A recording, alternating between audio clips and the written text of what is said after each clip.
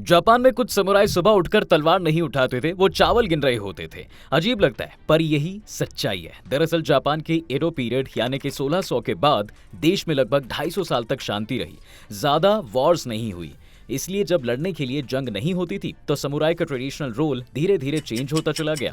कई samurai battlefield छोड़कर government offices में काम करने लगे। ये समुराई टैक्स कलेक्ट किया करते थे, लैंड रिकॉर्ड्स मेंटेन करते थे और सबसे इंपॉर्टेंट राइस का हिसाब रखते थे, क्योंकि उस टाइम राइस सिर्फ खाना नहीं करेंसी की तरह यूज होता था।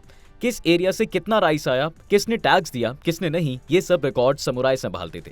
ये काम कॉमन लोगों को नहीं दिया जा सकता था, क्योंकि ज्यादातर लोग पढ़े लिखे नहीं होते थे। समुराई एजुकेटेड होते थे, उन्हें राइटिंग, बेसिक मैथ्स और रूल्स की अच्छी समझ होती थी। साथ ही उनका डिसिप्लिन और लॉयल्टी रूलर्स के लिए बहुत इंपॉर्टेंट था। धीरे धीरे तलवार सिर्फ एक सिंबल बनती चली गई और असली पावर पेपर, सील और रिकॉर्ड्स में शिफ्ट हो गई। जब जापान मॉडर्न नेशन बना, ये समुराई आगे चलकर गवर्नमेंट ऑफिसर्स, बैंकर्स और सिविल सर्वेंट्स बनते चले गए। इसलिए समुराई का मतलब सिर्फ लड़ना नहीं था, बल्कि पूरा सिस्टम चलाना भी था। दोस्तों, ये फैक्ट जानकर आपको कैसा लगा नीचे कमेंट करके जरूर बताना।